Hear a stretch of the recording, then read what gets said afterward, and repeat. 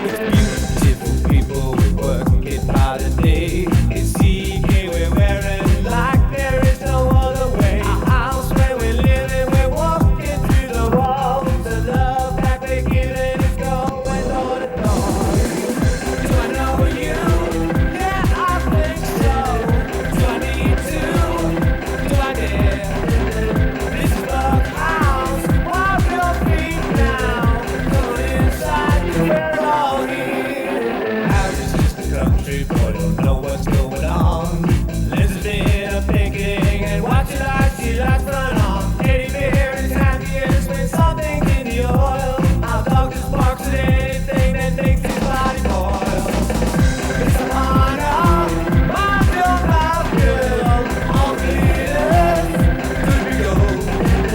This is the house, wipe your feet now. Go inside, enjoy the flow. Dear Mum and Dad, I never thought I'd see the day when I'd leave the bush to live in the city. It's strange how things turn out. An aunt I never knew dies and leaves me everything she owns. And the only condition she makes is that to claim it, all I have to do is share it with the current tenants for 3 years. So here I am, my first day in Sydney and the big smoke at Auntie Gladys's. The people in the house seem very nice, even though a couple of them are a bit queer. Especially Ted. He says some really weird things sometimes. I like Aparna. In some ways, she reminds me of you, Mum. Oh, and Dog, he's great. He'll be like the big brother I never had. And then there's Liz. She'll be like a tomboy sister. No. Maybe she'll be like another brother. Anyway, I think I'll fit in okay. Even though I got the feeling when I first arrived that I wasn't anything like what they were expecting. Welcome to... Who are you? I'm Harry. Dog? Dog, I thought I told you to keep your stray trade away today. Don't look at me, mate. He's not one of mine. Ipana, since when have you been cradle snatching? Well, there is something about his face that looks familiar. But no, I don't know him. Liz? Ted, get real. This is Buck House, isn't it? Yes. Oh, great. I'm Harry. So you keep saying. Harry Buck. Harry Buck? Mr. Buck, my name is Ipana Von Trapp. I can't tell you how glad I am to meet you. And Mrs. Dog. G'day, mate. G'day. Can I take you back? Yeah. And Liz. Can I get you tea or coffee? A cup of tea would be great, thanks. Cool. I'm Ted.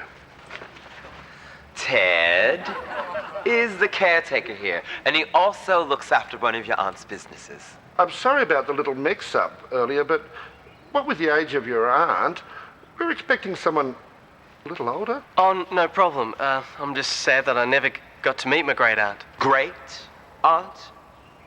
Well, how old are you, honey? 22? Oh, well, you're still just a baby. I bet you're an Aries. Listen to our partner. She's very psychic. Well, actually, I'm a Virgo, but my mum was an Aries. Oh, well, I knew there was a connection there somewhere. Pardon me, your mother was an Aries? Mum and Dad died in a car accident about 6 years ago. I'm sorry, mate. Well, come on over here and sit down, honey. You must be so tired after that long journey. So, how do you like your new home? Well, it's bigger than the sheriff's quarters. What happened to the ceiling? Oh, do you know very much about your great aunt? Particularly the circumstances about her death. Well, I didn't even know I had a great aunt until I got the solicitor's letter. Oh. She was a wonderful lady. And a very astute businesswoman. She and Elsie. Elsie. Elsie was your great aunt Gladys's best friend. They were bosom buddies. They were very, very close. Very, very, very close. They lived here, together. And died together. Well, Elsie and Gladys had business interests all over town, and some of them weren't exactly Profitable? legal. Oh, dear. In fact, most of them weren't. Well, it's been 3 months since your aunt and Elsie died, and we're still getting people coming to the house claiming to be their business partners. Well, we knew nothing about it.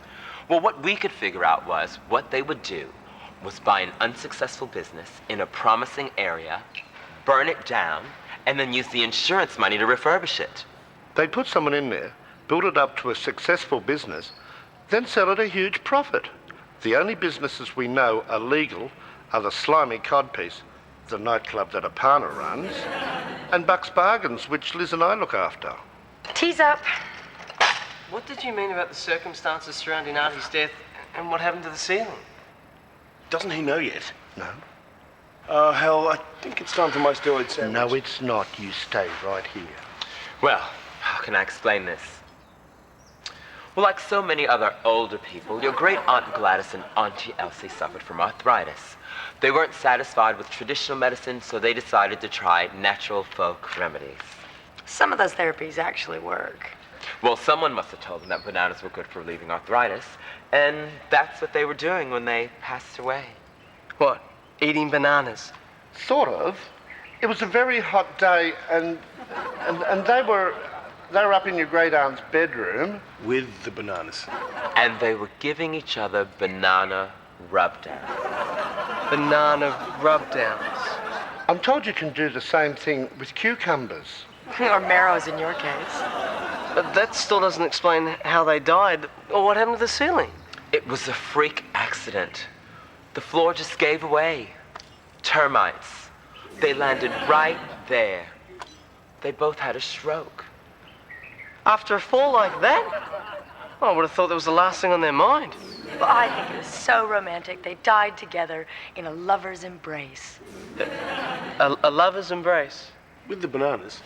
Well, Harry, I think we've beat around the bush long enough. The truth is that your great Aunt Gladys and Elsie had been lovers for 57 years. But they were old ladies. Yeah, isn't that beautiful?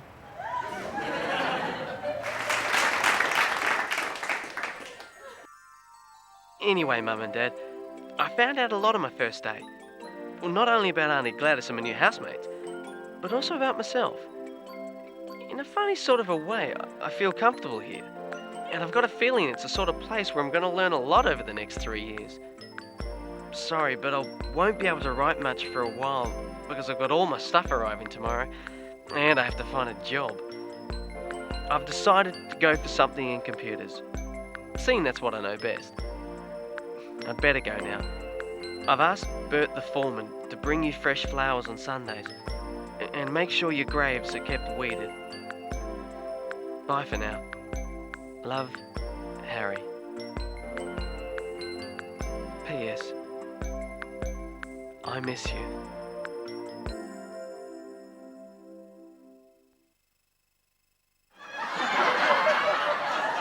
Well, Glad, what do you think? Well, Else, we didn't have much of a choice. After all, he was the only relation we had between the two of us. Well, he's not too bad, even though he is a heterosexual. Ooh. What about the business? Oh, I don't know about that, Elsie.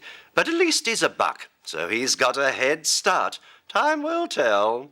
Will we let him know about the money? Money? Whatever do you mean, Elsie? Gladys Buck. You know exactly what I mean. You could never keep a secret from me. Don't be so sure about that, Elsie. Don't bet on it.